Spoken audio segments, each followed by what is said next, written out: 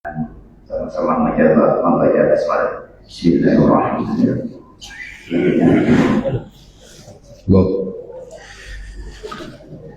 Bismillahirrahmanirrahim. Assalamualaikum warahmatullahi wabarakatuh.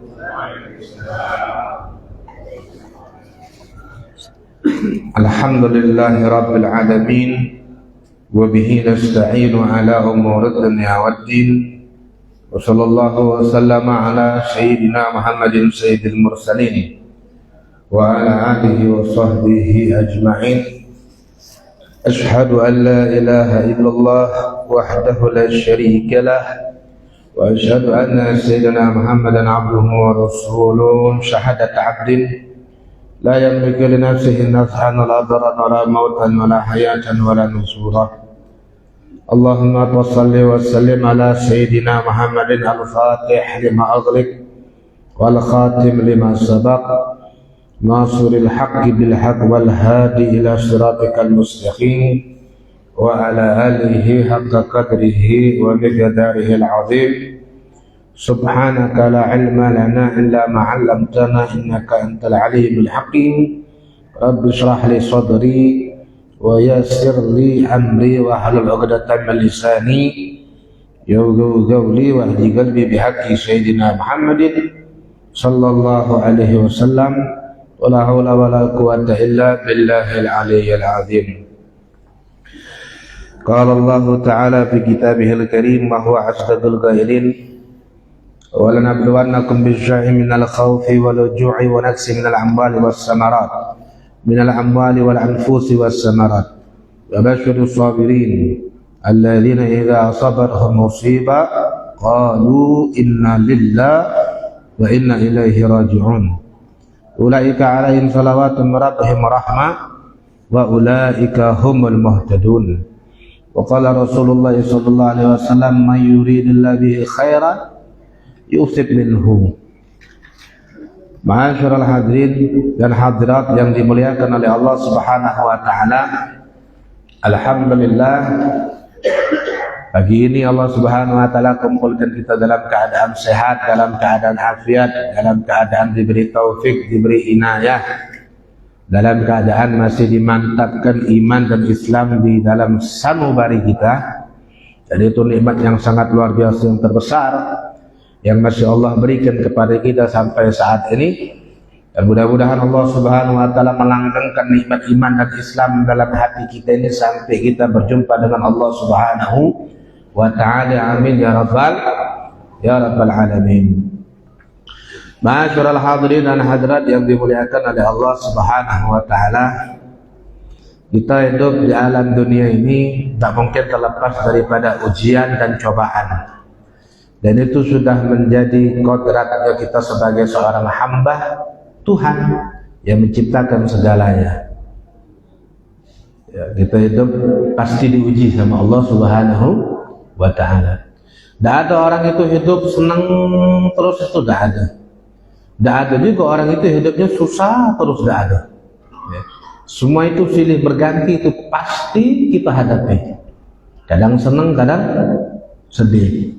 Kalau bahasa India itu kabi kusi kabi gem. Bahasa Indianya apa? Kabi kusi kabi gem.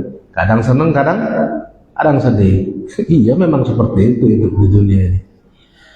Kita ingin mengharapkan hidup di dunia ini ideal itu ya tidak bisa. Sesuai dengan keinginan kita tuh tidak bisa. Kita ini hamba. Maka kita harus paham posisi kita sebagai hamba, budak.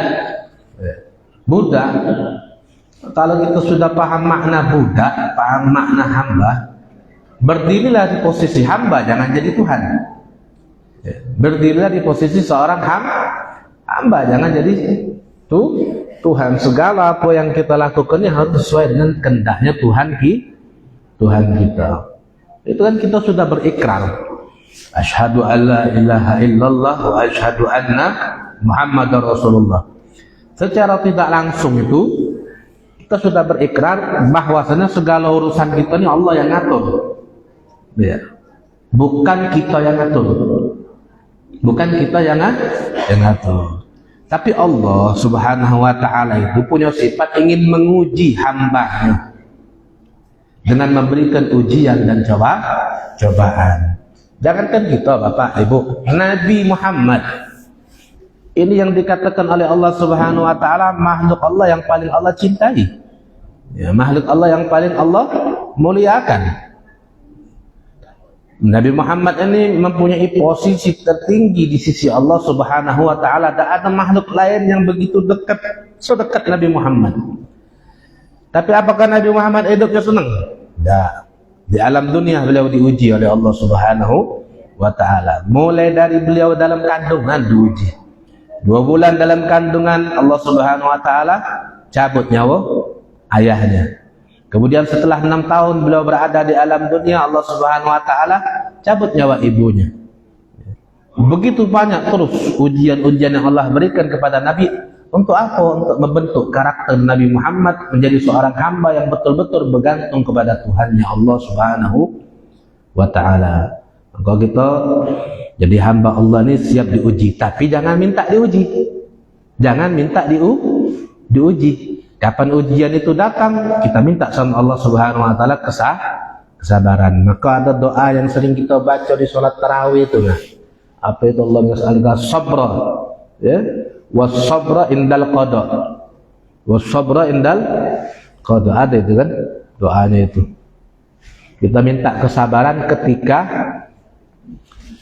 takdir Allah Subhanahu wa ta'ala itu menimpa kepada kita.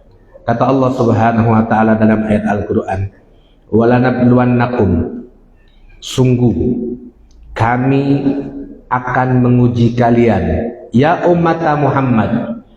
Dalam kitab tafsir Ma'alimut Tanzil karya Al-Imam Abu Muhammad Al-Husain bin Mas'ud Al-Faraq Al-Baghawi, atau yang lebih kita kenal dengan tafsir Baghawi. Di situ beliau jelaskan walanabluwannakum ay walanakhbirannakum ya umat Muhammad. Kami akan menguji kalian wahai umat Nabi Muhammad. Dan ujian dari Allah Subhanahu wa ta'ala untuk hamba itu bukan Allah Subhanahu wa ta'ala ingin tahu kita ini benar apa tidak di dalam menghambahkan diri kepada Allah. Tapi ini Allah Subhanahu wa ta'ala ingin menampakkan mana yang benar-benar taat sama Allah Subhanahu wa ta'ala secara tulus, dan juga mana yang taatnya hanya sekedar untuk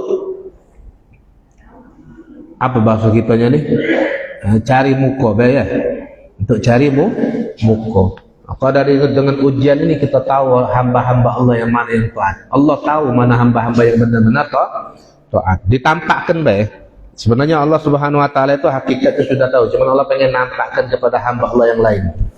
Makanya Nabi Muhammad itu luar biasa ya. Dikasih ujian sama Allah Subhanahu wa ta'ala, tak pernah beliau menyalahkan takdir, beliau tak pernah menyalahkan siapa-siapa. Beliau terima dengan apa adanya.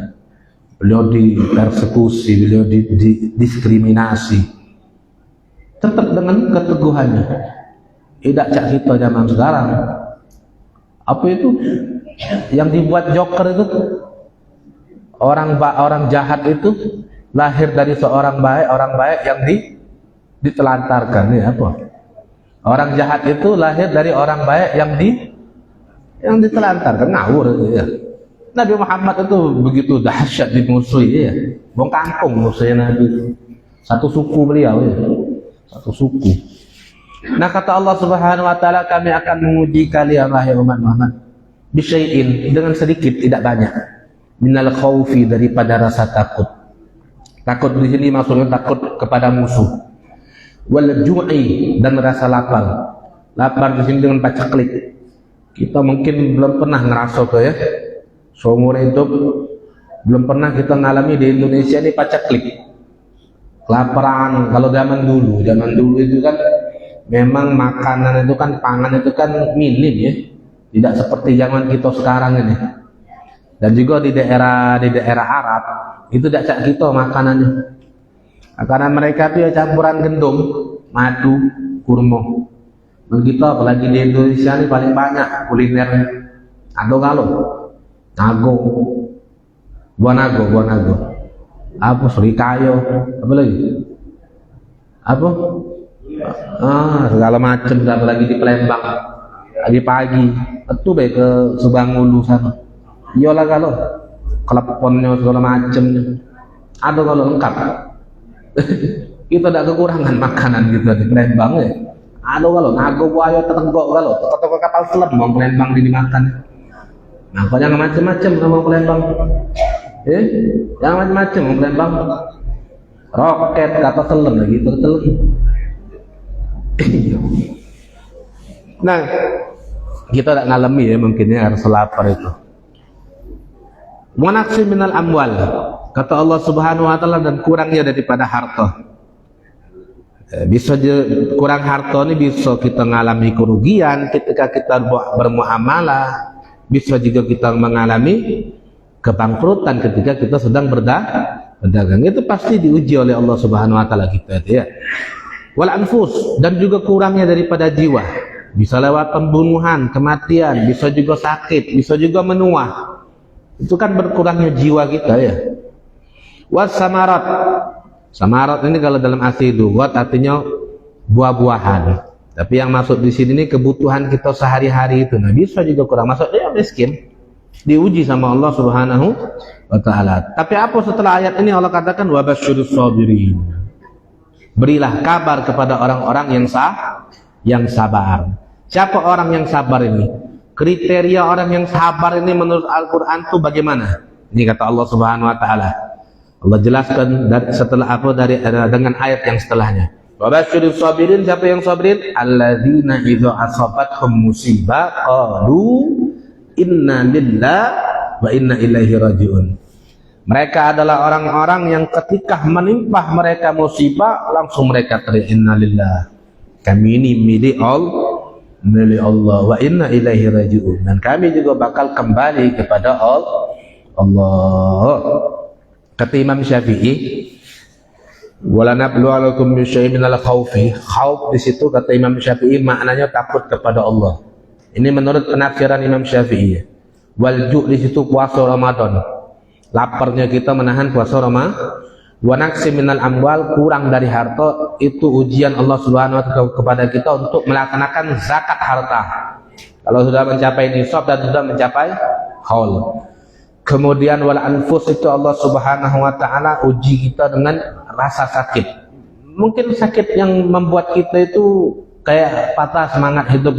Diponis dokter kanker kah? Diponis dokter apa, diabetes, komplikasi segala macam. Itu ujian gitu. Ya, itu ujian. Wat samarat, dan juga kurangnya samarat, buah tadi. Nah, Imam Syafi'i ini cerdasnya beliau maknakan kurangnya buah ini meninggalnya anak. Kita punya anak meninggal. Itu ujian juga dari Allah Subhanahu wa ta'ala, karena anak ini samaratu fuadi rajul, buah hatinya seorang ayah ya, buah hatinya seorang ayah. Dalam suatu riwayat yang diriwayatkan oleh Imam Abu Musa Asy'ari, Rasulullah SAW pernah bersabda, idza mata waladul abdi, apabila meninggal anak seorang hamba, ya, qala Allah Ta'ala li malaikatihi, Allah Subhanahu wa ta'ala bertanya kepada malaikatnya, aqabattum waladu abdi walada abdi.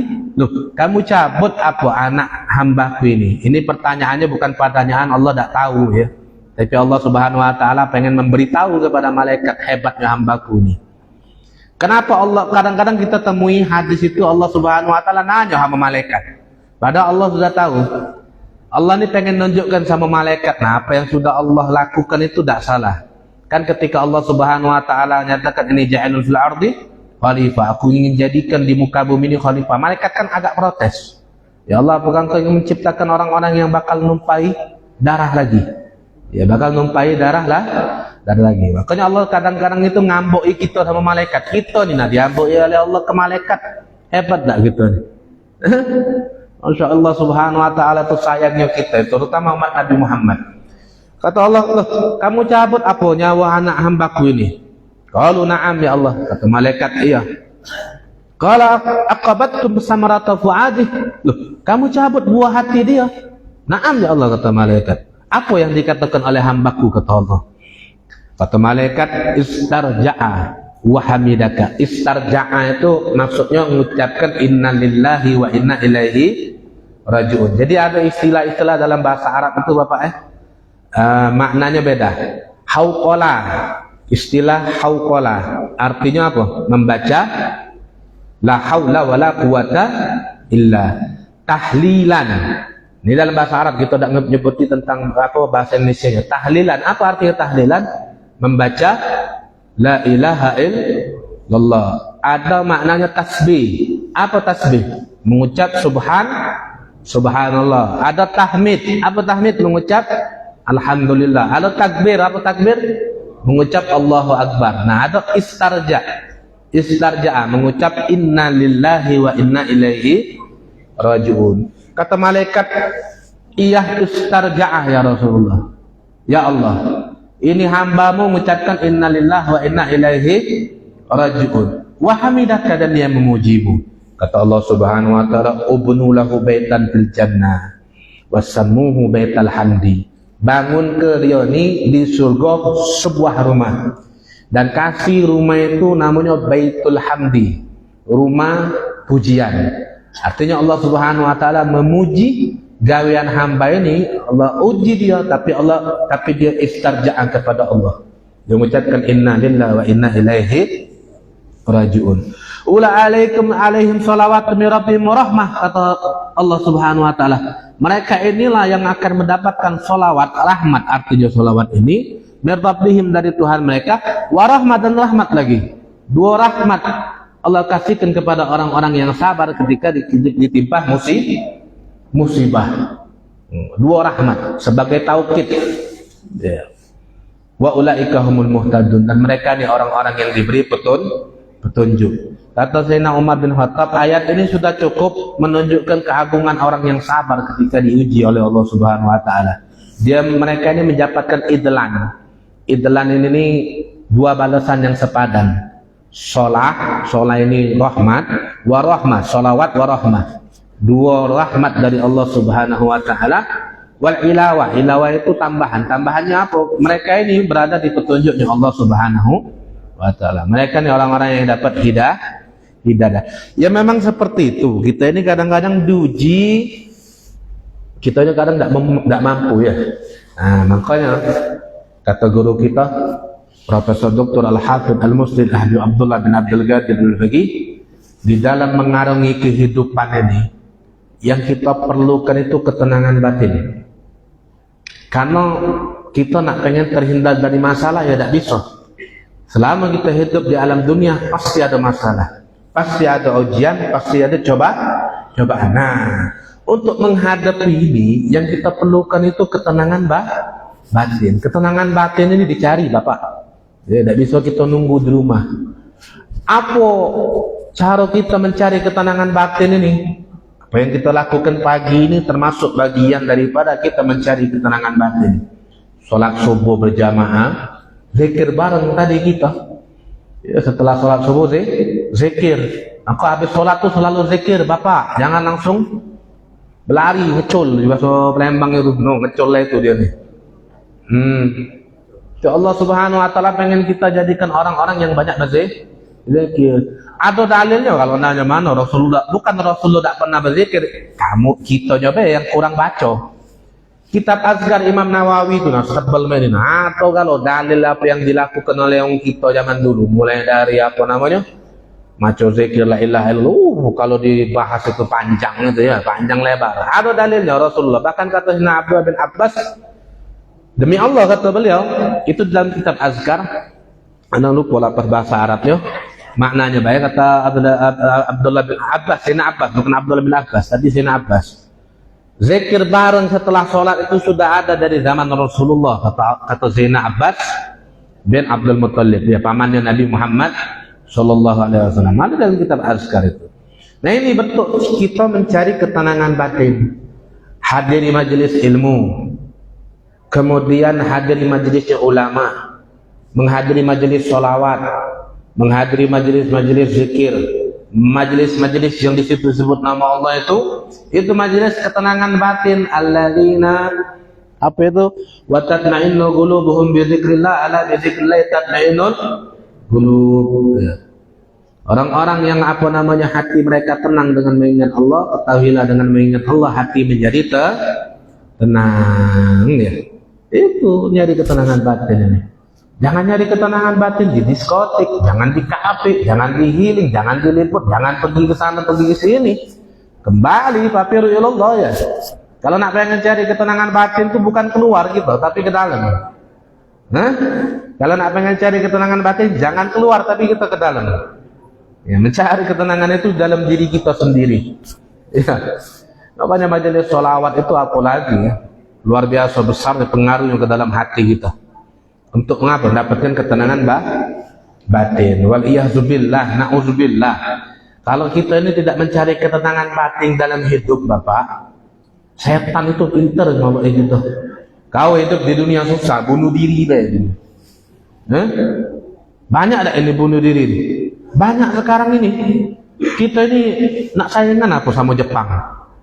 Jepang itu wajar karena mereka tidak bertuhan. Kita ada Tuhan, ada Allah, ada hari akhir kita ini. Jangan dikira setelah kita bunuh diri karena sumpah menghadapi kesulitan dunia, kesulitan setelah itu tidak ada, bahkan lebih susah. Sesulit-sulit kita di dunia itu tidak ada apa-apanya ketimbang kesulitan kita di akhirat. Alhamdulillah. Jangan dikira habis bunuh diri, biarlah anak aku, biarlah yang ngurus aku nak mati, biarlah. Jangan ibu-ibu ya. Jangan bu ya. Ngomong-ngomong kalau ini aku pada pajak bantu-bantu atau 5.000 atau cari ketenangan tadi ya. Makanya kalau kita tahu tentang biografinya Rasulullah, sepak terjangnya Rasulullah, itu akan menjadi tenang loh batin kita. Ya Allah, ternyata Nabi itu lebih dahsyat cobaannya kepada kita. Nabi itu pernah ditanya, man asyadun nasi balaan. Ya Rasulullah, siapa manusia yang paling berat cobaan? Kata Rasulullah, al-anbiya. Manusia yang paling cepat, yang paling berat cobaannya itu para nabi. Wal amsal pel amsal. Kemudian orang-orang yang seperti nabi ya, atau maksudnya orang-orang yang meniti napak tilasnya jalannya Rasulullah sallallahu alaihi wasallam. Ialah mereka para ulama ya, para syuhada, dan juga orang-orang mukmin. Orang-orang mukmin yang mengikuti jalan jejaknya Rasulullah sallallahu alaihi wasallam. Allah siapkan yang terbaik untuk kita. Dan juga ujian ini Allah tuh pengen kita nih sadar, bukan di sini tempat kamu itu nih. Kadang bahasa cintanya Allah nih kita nih tidak paham ya. Padahal ketika Allah uji kita, itu bahasa cinta Allah mengingatkan kita, bukan di sini tempat kamu senang-senang. Bukan di sini aku siapkan kamu tempat yang sangat luar biasa. Kamu di dunia ini mantap-mantap ibadahnya buat baik pokoknya ya. Buat baik, jangan terlalu banyak berharap di alam dunianya.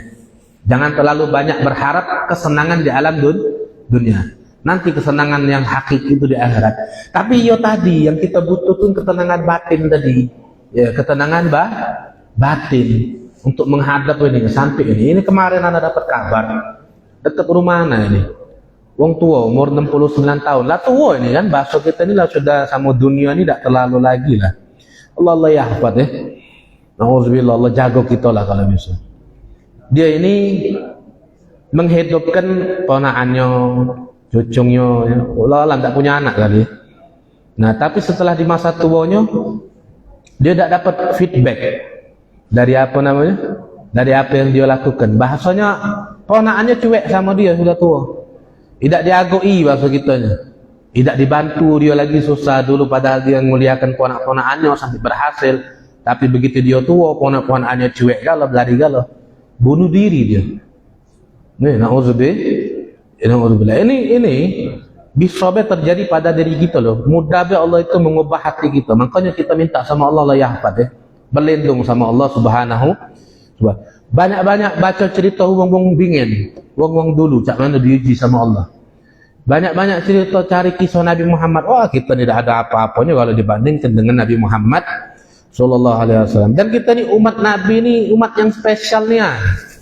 Dikasih sakit itu sudah termasuk penghapusan dosa.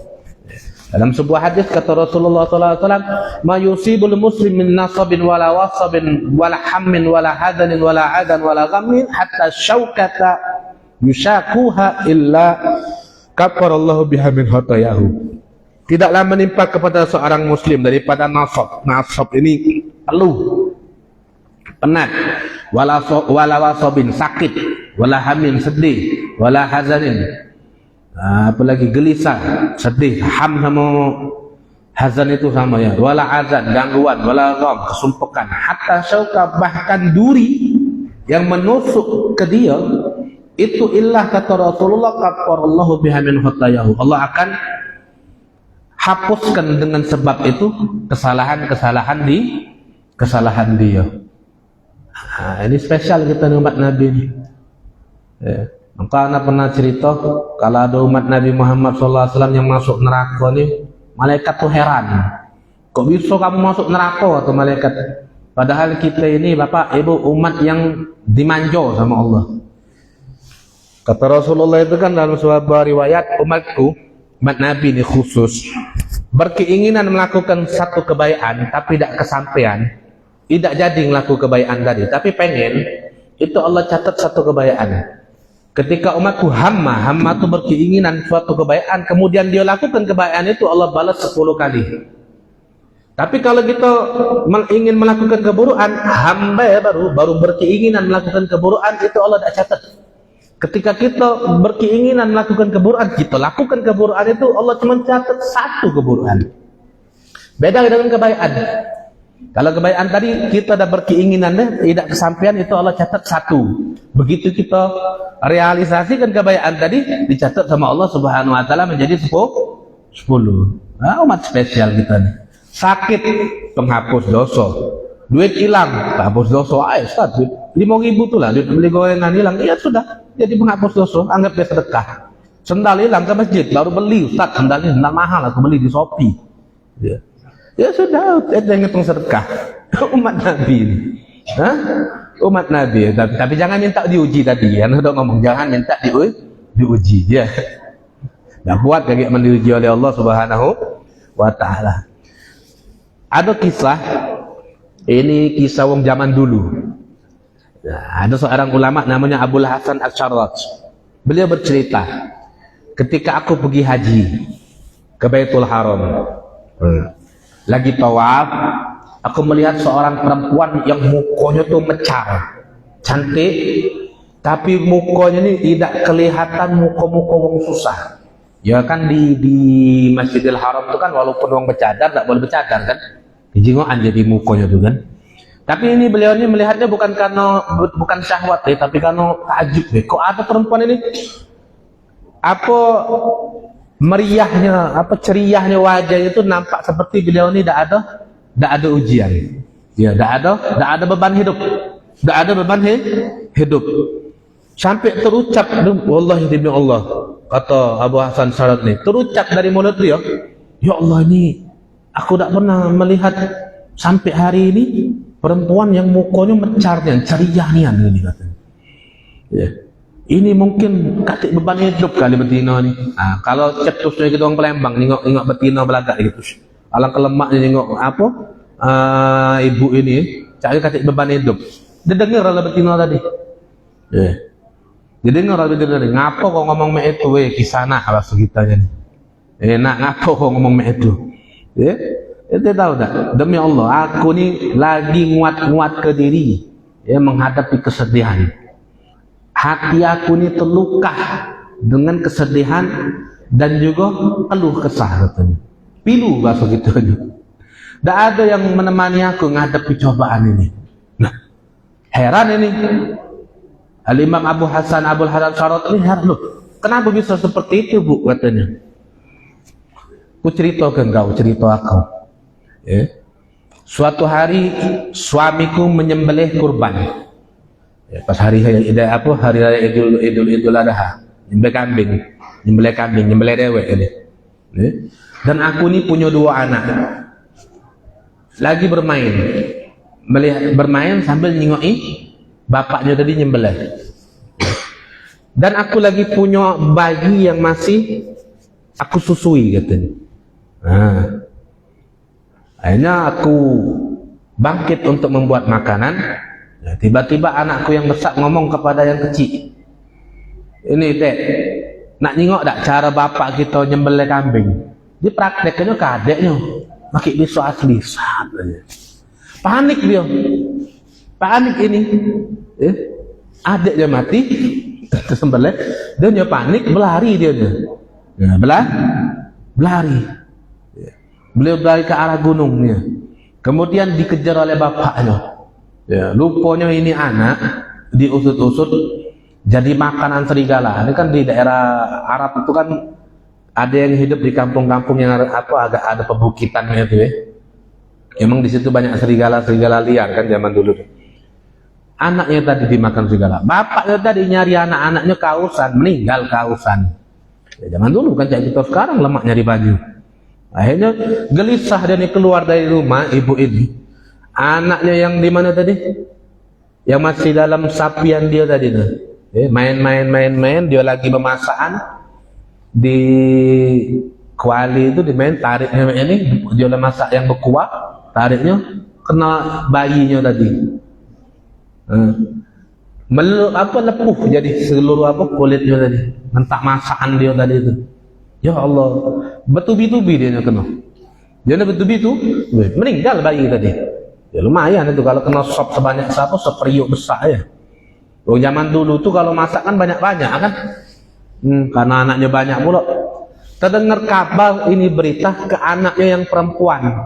Anaknya perempuan ini sudah belaki, hidupnya dia agak di posisi yang agak tinggi di perbukitan. Ini anaknya tadi panik, lari anak temu ibunya. Karena posisinya tadi itu agak di pegunungan, nyampak dia. Panik tadi, dia berlari nurun ke bawah itu nyampak, meninggal. Meninggal. Masya Allah. Dan sampai sekarang katanya aku dewean ngadepi musibah ini katanya. Kata Al-Imam Abu Hasan Asy-Syarad tadi, loh kok bisa ente sabar ini dengan musibah yang sangat luar biasa ini? Apa jawaban perempuan ini? Kayaknya perempuan ini alim ya, wong soleh nih, wali nih. Mamin ahadin mayyaza baina sabri wal jaza illa wajada bainahuma minhajan mutawafitah. Tidaklah seseorang itu bisa membedakan antara sabar sama jaza. Jaza itu keluh kesah di dalam menghadapi musibah, kecuali dia bakal menemui di dalam sabar itu ada cara yang berbeda dengan jaza. Jadi ada sabar, ngerti nanti masalah sabar. Ini rupanya sabar tuh. Fa amma sabru bi husnil alaniyah. Sabar itu bagusnya kita menghadapi kenyataan. Fa mahmudul akibah, akibatnya nanti bagus. Wa amma jaza fa saiduhu ghairu ma'awwad. Adapun jaza cuman keluh kesah piluh terus kita nih. Ai lo aku nih susah terus kok nih kapan senengnya. Ya kita kalau punya kawan itu ya. Ini kata dokter yang ahli psikolog, punya kawan yang galak ngeluh itu vampir itu. Nyerap energi positif kita. Kita ngadep yang enggak, ayo ya Allah. Pilunya hidup aku nih ini bergadang tadi. Wah kau nih gak ada syukurnya perasaan. Ini hati-hati itu. Itu ini aura positif kita bisa dembek oleh orang-orang yang suka mengeluh. Ya, kalau kita tidak bisa mantapkan hati dia, kau dosa di sini, kau dosa nak ngeluh. Dia kan lagi buntu kau ngeluh sama aku, lagi jaya kau lupa sama aku. Itulah kadang-kadang berkawan dia. Lagi susah dia keluh kesah sama kita. Lagi jaya lupa sama kita. Itu vampir itu. Vampir yang narik energi positif kita. Nah ini tadi tuh ibu tadi kata jaza itu kata beliau orang yang sering berkeluh kesah itu tidak dapat balasan gantian dari Allah Subhanahu wa Ta'ala. Ini satu kisah mungkin dari ratusan kisah orang-orang yang sabar ya. Orang-orang yang antum apalagi ibu-ibu beli buku namanya Bidadari Bumi karya Ustazah Halimah Al-Idrus. Dari situ anak baca beliau tulis kisah-kisah perempuan-perempuan yang soleha yang beliau temui. Ini ceritanya itu Masya Allah diuji sama Allahnya luar biasa. Kita bacanya itu minder bapak kita yang lanang ini. Ini perempuan begitu hebat yang menghadapi dunia ini. Masa kita laki-laki kalah ya sama yang perempuan ada. 2 jilid sekarang ini sudah ada. Ya, ada yang jilid pertama, ada yang jilid kedua. Ustazah Halimah Al-Idrus, Halimah binti Utsman Al-Idrus. Termasuk ustazah yang terkenal juga di Indonesia kan itu. Itu tadi ya. Yang sabar kita nih. Cari-cari ketenangan batin tu. Kalau lagi ada musibah tu nak sering kumpul macam ni nah. Sering-sering kumpul. Sering-sering apa lagi? Hadir majlis solawat, majlis burda, baca burda. Apalagi burda itu, masya-Allah ya. Kita bacanya itu senang hati kita. Buntu-buntu tetap senang. Baca Al-Quran. Usaha ke Bapak, kalau kita ini tidak bisa baca Al-Quran sehari sejuz, Yasin itu jangan tinggal setiap hari. Yasin itu jangan ditinggal setiap hari. Jangan pas ada tahlilan kita baru Yasin. Waqi'ah itu jangan ditinggal setiap hari. Surat Tabarak sama surat Sajadah itu jangan ditinggal setiap hari. Ya, minimal 4 surat ini kita pegang. Ya. Al-Quran ini bisa mantap ke jiwa kita. Walaupun aslinya jiwa kita lagi hancur, hati kita lagi hancur. Pegang ini Yasin nih. Yasin, Waqi'ah, Tabarak sama Sajadah. Kalau malam Jumat tambahi surat Ad-Dukhan sama Al-Kahfi. Tambah itu untuk khusus malam Jumat atau hari Jumat. Sehari-hari itu begawi kita, sibukkan diri kita ini dengan sesuatu yang bisa menenangkan pikiran kita. Kalau kita diuji oleh Allah Subhanahu wa taala, kita malah sibuk lalu sana sini, sibuk segala macam, dan dapat jalan keluar nanti. Dan juga sholawat. Kata guru kita, sholawat ini miftahul hayah, kunci kehidupan. Maksudnya kunci dalam menghadapi kehidupan. Banyak solawat kepada Nabi Muhammad SAW. Paling sedikit berapa solawat? 300. Di dalam hadis yang diriwayatkan oleh Imam Al-Hakim dalam kitab Mustadrak, Rasulullah SAW bersabda, ayatul mu'min, tanda seorang mukmin, kata beliau, salatuhu wa salamuhu alayya fi kulli yawmin salasah mi'a marrah. Tanda seorang mukmin itu ialah mereka yang berselawat dan salam kepadaku satu harinya 300 kali. Minimal itu 300. Kalau bisa 1000. Sumpuk-sumpuk kita banyak baca salawat, banyaknya Ustaz 1000. Berlipat kadang mulut Ustaz. Pakai salawat yang paling pendek sudah, atau salawat yang terkenal dengan nama salawat Jibril. Sallallahu ala Muhammad, sallallahu ala Muhammad, sallallahu ala Muhammad, sallallahu ala Muhammad, sallallahu ala Muhammad. Ada nyampe setengah jam lah 1000 itu. Dan nyampe setengah jam 1000. Habis baca salawat, minta sama Allah, ya Allah, dengan keberkahan salawat ini tenangkan hati aku. Tenangkan hati aku. Uraikan permasalahanku. Ya, lepaskan aku dari masalah ini. Oh, Masya Allah ya. Kita punya kenalan Bapak di Semarang.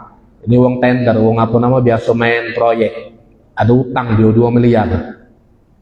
Dia punya utang 2 miliar. Mendak tu di penjara dia, mendak tu selesai utang ini. Akhirnya dia baca salawat Jibril ini 10.000 kali sehari. Sallallahu alaihi Muhammad, sallallahu alaihi Muhammad, sallallahu alaihi Muhammad. 10.000 hari sehari. Hampir nak 1 tahun lebih dia ngamalkan itu. Ya, Allah kasih dia jalan keluar. Utang-utang dia terbayar segala macam. Akhirnya proyeknya jalan lagi. Yang bangun proyek Paramon di Semarang itu nah. Guru namanya. Masya Allah. Harus yakin ya. Harus ya. Ingat Nabi kita ini, beliau ini dikasih Allah Subhanahu wa taala kelebihan bisa memberikan pertolongan kepada umatnya. Kata Rasulullah, ana sahibu syafa'ah fid dunya wal akhirah. Aku ini pemilik syafaat di dunia dan di akhirat. Di dunia Rasulullah bisa ngasih syafaat kita. Aku lagi susah-susah itu, kalau bahasa kitanya tawassul sama Nabi. Becak kita berasan sama wong kalau lagi kita lagi susah. Ngapa tak kita berasan sama Nabi? Ya, Nabi lebih dekat sama Allah Subhanahu wa taala ya. Ya Rasulullah, habis baca salawat minta, ya Allah ya Rasulullah, doakan hamba ini, doakan umatmu ini lagi kesusahan. Utangku lagi banyak, atau anakku lagi bermasalah. Anakku ni ya Allah ya Rasulullah susahnya dididik. Ya baca salawat tadi ya. Baca salawat sambil kalau bisa, kalau untuk anak ini ibu, untuk ibu-ibu untuk anak nah. Atau bapak punya bini yang susah diomongi. Bapak-bapak punya bini yang susah diomongi. Ibu-ibu yang punya anak susah diomongi. Taruh banyu minum sini. Ya. Baca ke salawat 1000 atau 10.000. Doa sama Allah. Kalau jadikan hati bini aku ni lembut. Ya Allah jadikan hati anak aku ni lembut. Ya. Ayo Ustaz ni Kami be yang dianu ke lanang be. Kami juga sudah ada apa-apa. Ibu-ibu juga kalau punya laki yang tekak bantah, baca ke juga. Yang jadi masalahnya ini laki sama bini sebacaan ini nih. Mana yang tembusnya nih? Iya. Kakak ni nekak ni aku baca ke. Uji bini kau tu tekan aku baca ke juga kau ni. Laju dah. Mana lagi yang menangnya Allah alam sudah. Sama-sama baca ke ini. Ya baca. Ini serius. Masalah bacaan tadi itu serius ya. Boleh untuk suami kita yang mungkin hobi main gap sampai dalu lupa balik. Bu, ada tak bu? Atau untuk yang apa bapak-bapak juga bininya sibuk nyetrol Shopee terus kan? Ya, sibuk apa nih masuk keranjang-keranjang terus. Belanja tidak apa-apa sebenarnya ya. Memang itu kesenangan betina. Memang itulah kesenangan betina. Ada pokoknya yang penting bini itu taat galak sholat bela ya. Jangan banyak tuntutan sama bini bapak. Yang penting bini kita sholat, jaga puasa, jaga aurat, sudah masuk surga. Taat sama laki, gampang betina ini masuk surga. Sholat, tidak perlu banyak sholat sunnah. Baca Al-Quran seadanya be. Yang penting puasa seadanya be. Puasa wajib be. Lewat di Ramadan karena ada haid ya dikodok. Nah yang berat ini nah, taat sama laki. Ini yang berat ini. Taat sama laki ini berat. Makanya kata Rasulullah yang paling banyak ahlu neraka itu betina karena apa? Kufur kepada laki kata Rasulullah.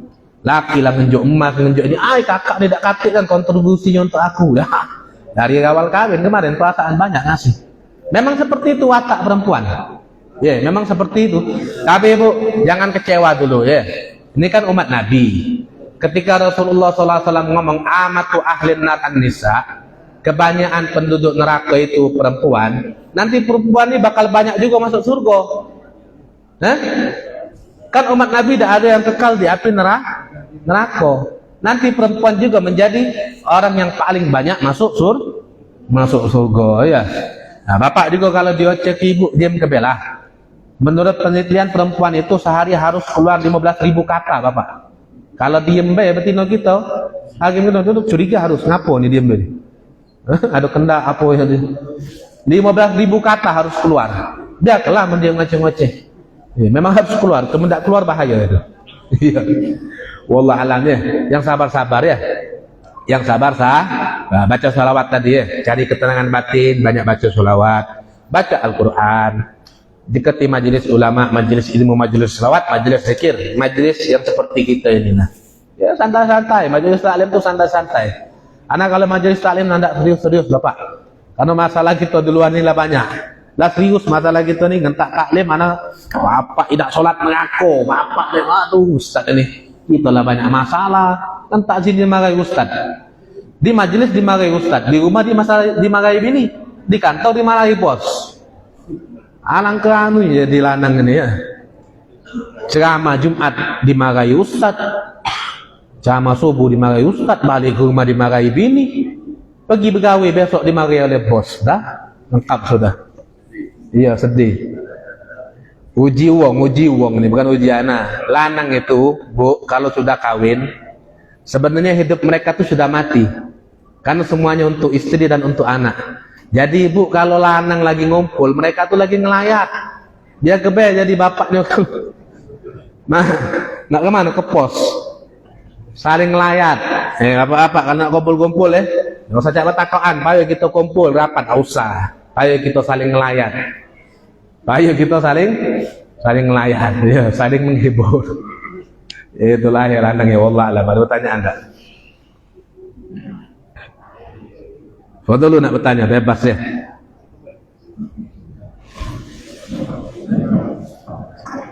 Assalamualaikum warahmatullahi wabarakatuh. Waalaikumsalam.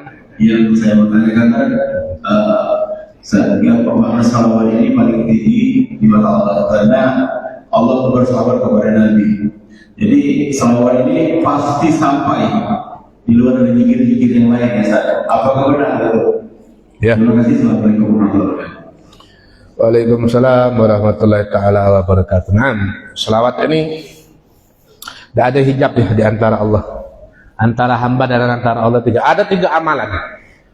Yang ini ikhlas dan ikhlas kata para ulama tetap diterima oleh Allah Subhanahu wa taala. Yang pertama itu membaca sholawat kepada Nabi. Kemudian berbakti kepada orang tua. Bakti sama wong tua ini ikhlas dan ikhlas itu tetap diterima. Kemudian membaca la ilaha illallah. Ya, membaca la ilaha illallah itu pasti diterima. Ya. Nah, apalagi sholawat ini spesial ya. Salah satu amaliyah yang Allah berikan kepada hamba, tapi Allah juga ngamalkan. Ya, salah satu amaliyah yang Allah berikan kepada hambanya, yang Allah perintahkan kepada hambanya lewat dalil qat'i. Dalil qat'i ini dalil qat'i, maksudnya itu dalil yang langsung dari Al-Quran. Ya, sebelum Allah memerintahkan, malah Allah ngabarkan pakai innah pula. Innallah, kata Allah. Inna itu Bapak dalam gramatika bahasa Arab itu dipandang lebih. Inna itu sungguh. Berarti bahasa kita ini senianan gitu. Seniannya memang Allah Subhanahu wa taala dan para malaikat itu yusalluna ala nabi, mengucapkan sholawat kepada Nabi. Nah, baru Allah merintahkan kita. Ya, ini satu-satunya amalan yang Allah ikut andil di dalam mengamalkannya, yaitu bersolawat kepada Nabi Muhammad sallallahu alaihi wasallam. Ada lagi tak?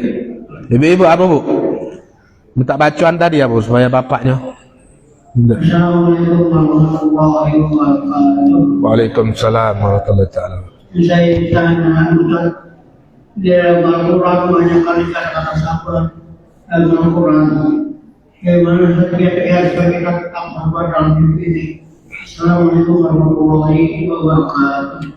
Waalaikumsalam warahmatullahi. Ya tadi dalam Al-Quran Allah nyuruh kita banyak sabar. Ya tadi ilmu Bapak.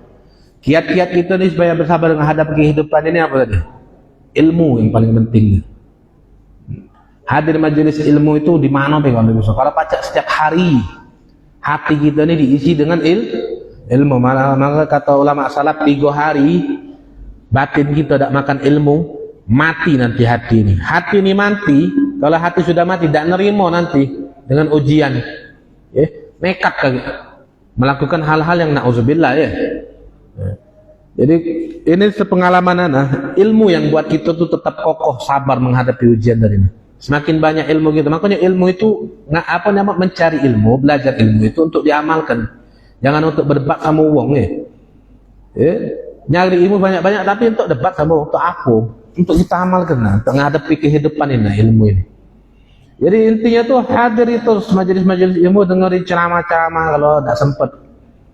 Dengar di YouTube sekarang ini kan banyak ustaz-ustaz yang masya Allah ngasih kita motivasi itu, misalnya di Hidayat, Ustaz Somad, siapa lagi, Buya Yahya, banyak sekarang nih ya. Itu sudah cukup untuk ini perenungan kita. Setiap bahan-bahan ilmu yang disampaikan itu menjadi perenungan kita. Tapi tadi yang jangan tinggal, yang anak sebut ke Bapak, baca Al-Quran. Minimal jangan tinggal Yasin, Waqiah, Tabarok, Sajadah setiap hari. Kemudian untuk malam Jumat tambah surat Dukhan sama Al-Kahfi. Kemudian baca sholawat juga. Minimal sehari 300, kalau baca 1000. Kalau bisa 5.000, lebih top lagi 10.000 sehari. Ya bu ya, 10.000 bu sehari bu. Ibu kan harus ngelari kata 15.000 kata. Nah ini sholawat 10.000, tak nyampe 15.000. Kalau baca sholawatnya lebih banyak daripada kata-katanya. Yang lanang juga kalau bisa ya, kita juga Pak, kita lomba-lomba sabiqul khairat, lomba-lomba dalam kebaikan. Kalau baca 5.000 ribuan kalau baca kita nih. Jangan merasa puas, Ustaz ana sudah 1.000 sholawat sehari. Kita analogi ke rendahkan nilai 1.000 tuh, baca kita ngasih Rasulullah 1.000 sehari, banyak apa tidak? Kita ngasih duit Rasulullah 1.000-nya, Rasulullah bentuk balas budi kami kepada paduka. Sehari 1.000 itu kasih, banyak tak itu? Dikit. Sehari 10.000 dikit ya. Makanya ya sebanyak-banyaknya ya selawat ya, biar tenang Bapak. Itu tadi kunci tadi. Biar kita sabar. Caranya apa? Banyak-banyak selawat. Allah alam. Ada lagi tak? Nah ini anak kasih tahu Bapak ya. Kan kita ini isyraq ini kan jam 5:34. Di dalam fikih sholat sunnah isyraq itu 15 menit atau 16 menit setelah isyraq. Jadi isyraq yang ini bukan waktu boleh kita sholat, malah ini waktu habis waktu subuh. waktu ba'da subuh itu malah haram sholat. Ya, haram sholat. 16 menit setelah ini baru boleh, baru sunnah, sholat sunnah isyraq. Ini kalau kita pakai pendapat yang qadrul rumhin. Ya. Sholat isyraq itu terbitnya matahari. Isyraq ini artinya terbit matahari. Nah, sholat sunnah isyraq itu setelah matahari qadrul rumhin, seukuran apa namanya, tombak itu. Nah, perkiraan kata para ulama itu 16 menit lah dari isyraq. Kalau nak ngembek lebih ajib lagi, anak pernah dapat satu pendapat ulama, katanya 100 menit setelah subuh. 100 menit setelah subuh. Subuh kita tadi jam berapa? Cepatnya subuh nih, jam 4.18 tadi subuh. 100 menit setelah subuh, ya, sekitar jam 6 kurang. Ya, jam 6 kurang. Maka kemarin tuh anak ngomong sama Kak Subarto, kayaknya belum waktunya isyraq nih. Nah ini sudah lewat kan? 34, 35, 36, 37, 38, 39, 40, 41, 42, 43, 44, 45, 46, 47, 48, 49. Nah, kaget jam 5.49 kaget. Baru disunahkan sholat sunnah isyraq. Dan boleh digabung dengan sholat sunnah duha. Waktu duha dan waktu isyraq itu sama. Masuknya waktu isyraq berarti sudah masuknya waktu duha. Itu sering kita kasih tahu ke orang masjid. Kadang-kadang orang masjid ini nyingok isyraq ini langsung sholat, padahal itu malah waktu yang diharamkan sholat. Isyraq itu terbit matahari. Ada tanya lagi? Ada Bapak Ibu, satu pertanyaan terakhir. Cukup Ustaz? Cukup ya? Kalau boleh.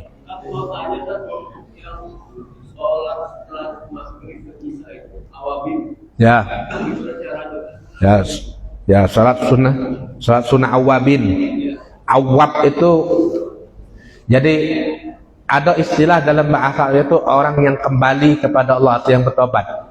Ada namanya tawab, ada namanya awab. Awab ini lebih lagi kedudukannya dibandingkan tawab.